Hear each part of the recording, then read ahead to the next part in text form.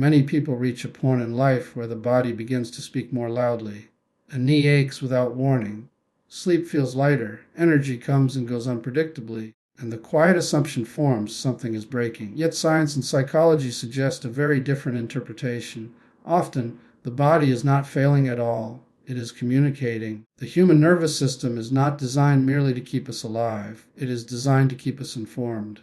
Every sensation, discomfort, and shift in bodily rhythm carries information about safety, stress, memory, and meaning. When life moves quickly, these signals are easy to ignore. Responsibilities, goals, and distractions drown them out. But as life slows, as reflection deepens, the signals rise to the surface. What feels like physical decline is often the mind asking for attention in the only language the body understands. Research in psychoneurobiology shows that the brain and body operate as a single integrated system. Emotional experiences are not stored only as thoughts. They are stored in muscles, breathing patterns, heart rhythms, and hormonal responses. Over time, unacknowledged stress, unresolved emotion, and prolonged self-pressure accumulate silently. The body adapts to carry this load until it no longer can without being heard. This moment is often misunderstood as weakness. In reality, it is intelligence. The system is saying, slow down, listen, reorganize. Pain, fatigue, and tension are not punishments. They are messages emerging from a deeply protective design.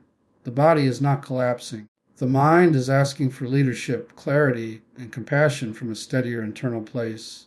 When we shift from fighting these signals to understanding them, a different relationship with health becomes possible, one grounded not in fear, but in cooperation with the body's wisdom. When the body begins to express psychological and emotional load through physical sensation, it is not acting randomly or dysfunctionally. It is following a deeply intelligent design rooted in human biology. The nervous system evolved long before language, logic, or conscious reflection. Its primary role has always been to detect safety, threat, and imbalance. When emotional experiences are processed fully, they move through the system and resolve. But when they are postponed, suppressed, or ignored, they do not disappear. They remain active as background signals, quietly influencing physiology until the body finds a way to bring them into awareness over time. The mind learns to adapt to emotional pressure by prioritizing function over feeling. Responsibilities must be met. Roles must be fulfilled. Stress is normalized. The cognitive mind becomes skilled at pushing forward while the nervous system continues to record strain. This creates a split between awareness and experience. The person believes they are coping while the body absorbs the cost. Muscles tighten to maintain readiness. Breathing becomes shallow to conserve energy. Inflammatory pathways activate to protect against perceived threat. None of this is conscious, and none of it is pathological in isolation. It is adaptation. As years pass, these adaptations accumulate. The nervous system becomes less willing to carry unresolved load silently. Physical sensations begin to surface, not because damage has suddenly occurred, but because the system has reached a threshold where awareness is required. A tight chest, persistent fatigue, unexplained pain, or digestive discomfort often emerge at times when life slows enough for the body to be noticed. These sensations are not failures of the body. They are expressions of stored information asking to be integrated. Scientific research demonstrates that emotional stress alters muscle tension, blood flow, immune response, and hormonal balance. When the brain perceives ongoing psychological demand without resolution, it maintains a state of low-level activation. This state changes how the body feels from the inside. Pain sensitivity increases. Recovery slows. Energy becomes inconsistent. The experience can feel confusing because there is no clear external cause. Yet internally, the system is responding precisely to years of unacknowledged effort. Importantly, the body chooses sensation because sensation cannot be ignored as easily as thought. Thoughts can be dismissed or rationalized. Physical discomfort demands attention. This is not escalation, it is communication. The nervous system is shifting from silent endurance to direct expression. It is inviting the mind to participate consciously in regulation rather than leaving the body to manage alone. When this process is misunderstood, people attempt to suppress symptoms or force productivity, which often intensifies the signal. When it is understood, a different relationship forms. Sensation becomes a doorway to awareness rather than a problem to eliminate. The body is not breaking under emotional load. It is revealing where support, rest, acknowledgement, and internal leadership are now required. As awareness deepens, it becomes clear that the mind is not a single unified voice, but a dynamic system made up of many internal processes working simultaneously. Each of these processes developed at different moments in life to help manage specific challenges. Some learn to stay alert, some learn to stay strong, some learn to stay silent. Over time, these internal patterns become automatic, operating below conscious awareness. They are not flaws or weaknesses, they are survival strategies that once served a necessary purpose. The difficulty arises when these strategies continue to operate long after the original conditions have changed in adulthood, especially after years of responsibility and endurance. Many people rely heavily on parts of the mind that prioritize control, productivity, and emotional restraint. These internal roles help maintain stability, but they often do so by limiting access to softer emotional states such as grief, fear, or vulnerability. The system remains functional yet incomplete. Emotional experiences that are not fully processed do not dissolve on their own. They remain active as internal tension, quietly influencing behavior, mood, and physiology. Psychological research shows that when emotions are consistently bypassed, the nervous system compensates by increasing internal monitoring. This heightened vigilance keeps the body prepared for potential disruption. Muscles remain subtly contracted. Breathing patterns shift. The heart and digestive system respond as if something unresolved is still present. These responses are not exaggerated reactions. They are the nervous system doing its job in the absence of conscious emotional engagement. As life progresses and external pressure eases, these internal dynamics become more noticeable. The mind has fewer distractions, and internal states come forward more clearly. This is often the stage when people report feeling overwhelmed by sensations or emotions they cannot immediately explain. What is actually occurring is not emotional regression, but emotional access. The system is offering material that was previously set aside in order to function. The body becomes the medium through which these internal signals reach awareness. Crucially, the mind does not release these experiences randomly. It releases them when the system senses enough stability to handle them. This is why emotional and physical symptoms often appear during periods that seem calm on the surface. The internal system recognizes that survival mode is no longer required at the same intensity. What once had to be suppressed to keep life moving can now be acknowledged. The discomfort that follows is not a sign of collapse, but of readiness. When internal experiences are met with curiosity rather than resistance, the nervous system begins to reorganize. Brain imaging studies show that naming, noticing, and allowing emotional states reduces activity in threat circuits and increases regulation from higher cortical areas. This does not require analysis or force, it requires presence. When the mind listens instead of overriding, the body no longer needs to amplify sensation to be heard. This process reframes discomfort as communication rather than malfunction. The internal system is not demanding perfection or dramatic change, it is asking for acknowledgement. When internal signals are received with calm attention, the nervous system recalibrates. Muscles soften, breathing deepens, pain signals lose urgency. The body returns to balance not through control, but through understanding. In this light, healing is not something imposed from the outside. It emerges from restoring dialogue within the system. The mind learns to lead with awareness rather than avoidance. The body responds by releasing what it no longer needs to hold. What once felt like breakdown reveals itself as a shift toward integration, where internal parts no longer have to compete for attention through discomfort, because they are finally being recognized as the body and mind move through midlife and beyond. A subtle but important shift takes place in how internal signals are communicated. Earlier in life, the nervous system often relies on urgency and speed, quickly moving attention away from discomfort in order to meet external demands. Responsibilities, deadlines, social roles provide a constant forward momentum that keeps internal sensations in the background.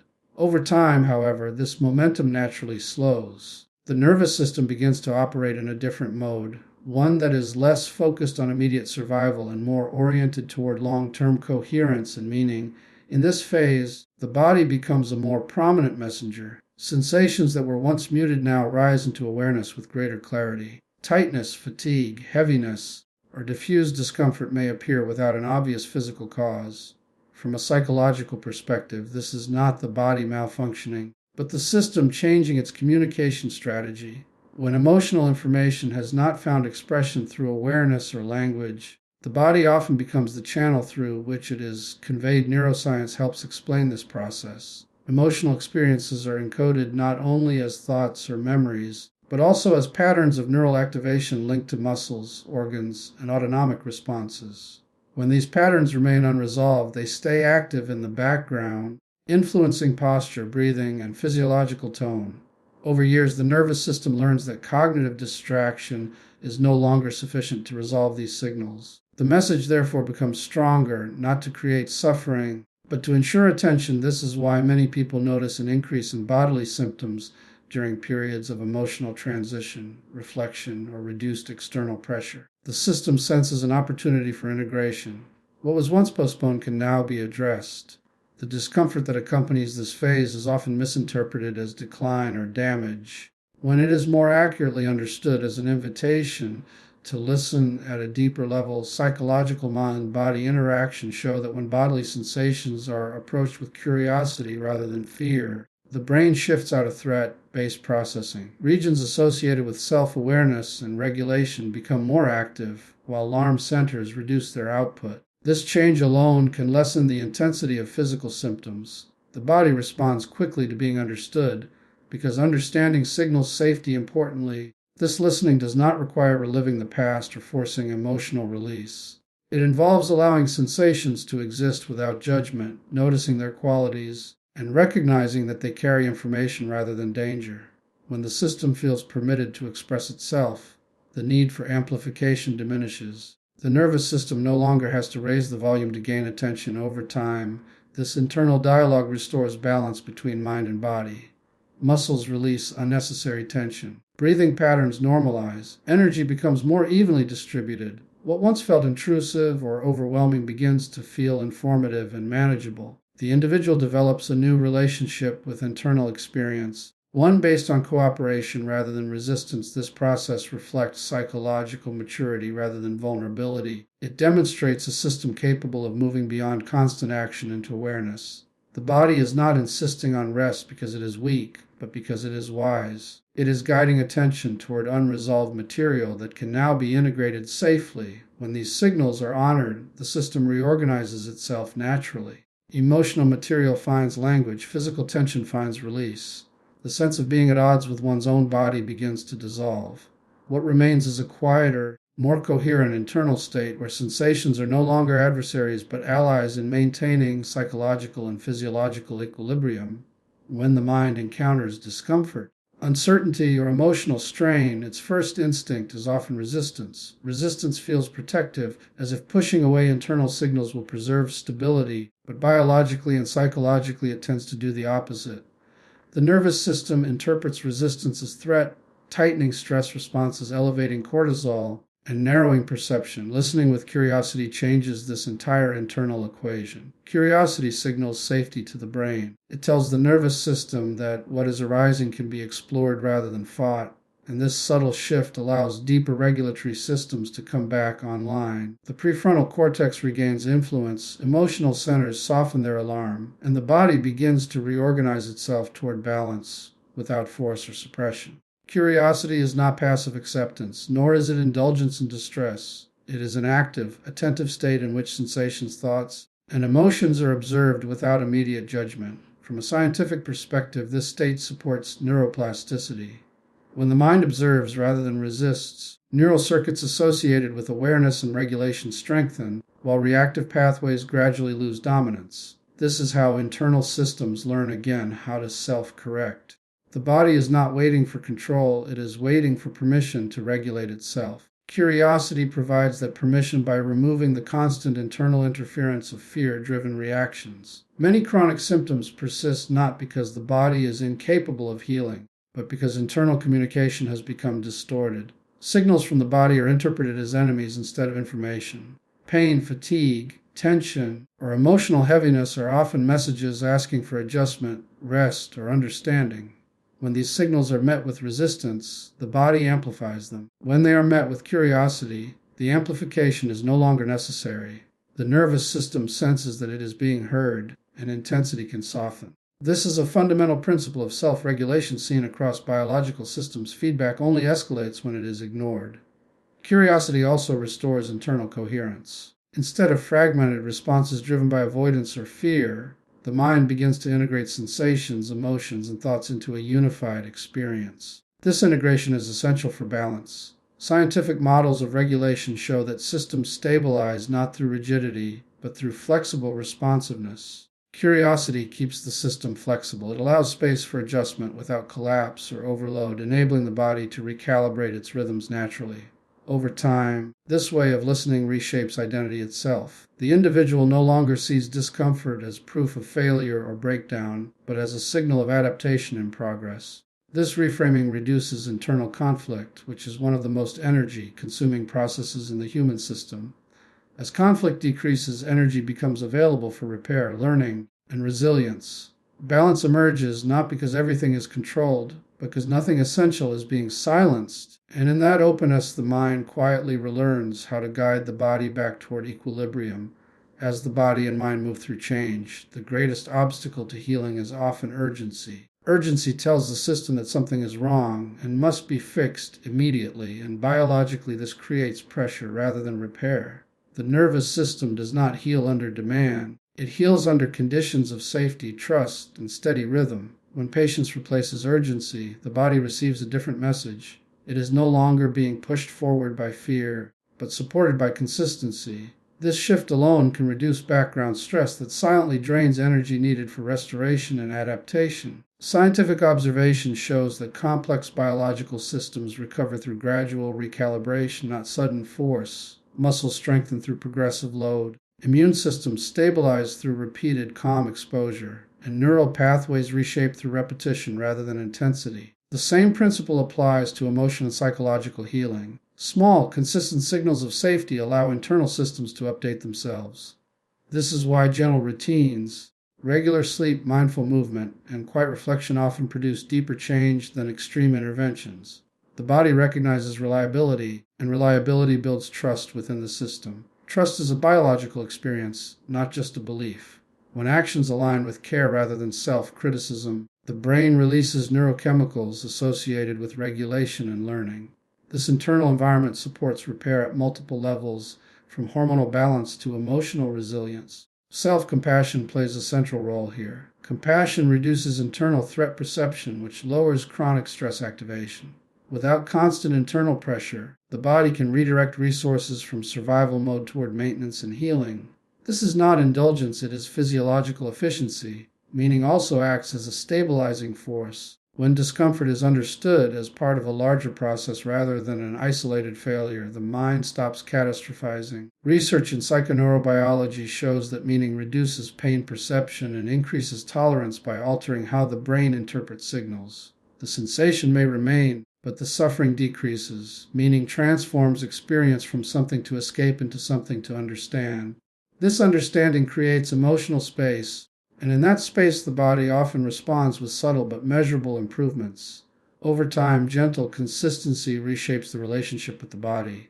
Instead of a battleground, it becomes a dialogue. Progress is no longer measured by the absence of symptoms, but by increased stability, awareness, and capacity to respond. This reframing restores dignity to the healing process. The body is no longer seen as broken or failing, but as adapting in its own time. When urgency fades and trust deepens, regulation becomes self-sustaining. The mind stops interfering, the body resumes its innate intelligence, and healing unfolds as a quiet collaboration rather than a struggle.